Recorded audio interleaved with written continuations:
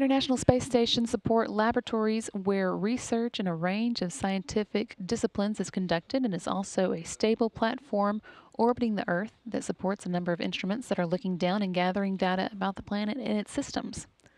One new such instrument is scheduled to fly on the station later this year on a Dragon cargo ship. Dr. Joseph Zawodny at the Langley Research Center is the project scientist for the Stratospheric aerosol and gas experiment known as SAGE-3, and he recently talked with Langley's Kristen DeMatteo about what SAGE will be looking for.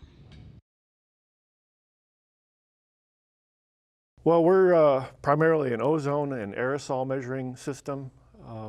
The SAGE series, SAGE-3 is the third in the series, has been going on for a number of years. Over 40 years now. And the data is vital for measuring ozone, seeing how it's changing with time, and also aerosols, which I'll get into in a little bit, but they're important for climate. Can you tell me a little bit about what efforts this project has grown from? So as I said, this started almost 41 years ago with this little device. This is the Stratospheric Aerosol Measurement, SAM, and it flew on Apollo-Soyuz in the summer of 1975.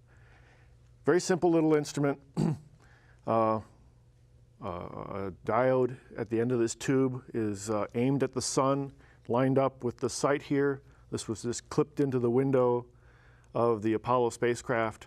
They aimed it at the sun and let the spacecraft be our platform.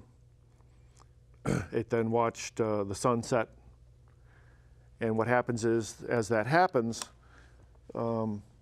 sunlight is attenuated by the Earth's atmosphere, aerosols in particular. This was a one-channel instrument, made a single measurement at one micron in the infrared. Quickly after that followed SAM-2, which was on its own spacecraft. It lasted for over 16 years. Shortly thereafter, SAGE-1 was flown. That had several channels. It measured not only the aerosol at 1 micron, but it also measured ozone for the first time from in occultation.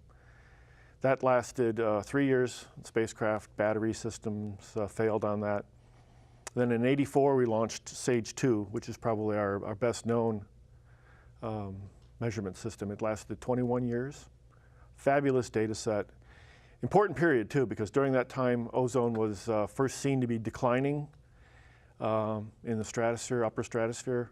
So the ozone layer is primarily in the stratosphere. And the chlorine compounds, freons in particular, were causing the destruction of ozone in the stratosphere.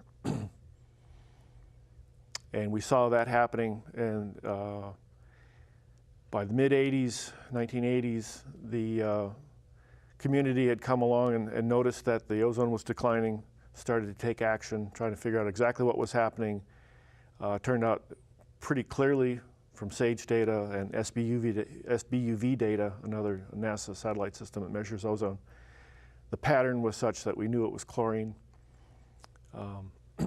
Montreal Protocol was written up, signed by virtually every country on the planet, outlawing the use of freons. And later in the 21-year mission lifetime of SAGE-2, the first evidence that the chlorine decreases were actually being seen in the ozone were found. So it was a nice long mission. Near the end of that time, we started to work on SAGE-3. We've built 3 of those. The first one was flown in 2000 on a Russian meteor, lasted 5 years. And now we're on the second SAGE-3, and it was always designed to go on space station. So this next piece of hardware, SAGE-3, is scheduled to fly later this year. Can you tell me a little bit more about the hardware and where it's going to go on the space station? Yeah, the space station's an interesting place. There's lots of places to mount things. We're going out near the end of one of the arms on a place called ELC-4. Our payload comes up on the Dragon trunk in 2 pieces. This is the first of the pieces. It's a nadir viewing platform, and all it does is it replicates an interface that's vertical relative to the Earth and provides one that's horizontal. That's why it's called nadir viewing. This flat plate faces down towards the Earth. The second piece will also come up on the same flight, and the robotic system will install this first. This will be riding piggyback, and then it'll take this and install it like that. And then this completed assembly is our hardware. It's about 750 pounds, if I recall correctly.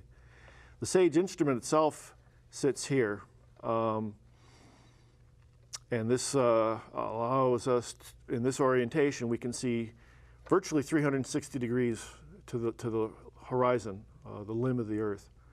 We're looking at the thin layer of air that you can see off at the horizon.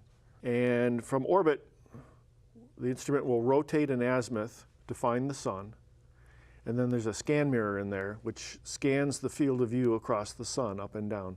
So we're making measurements of the solar brightness, the limb darkening curve.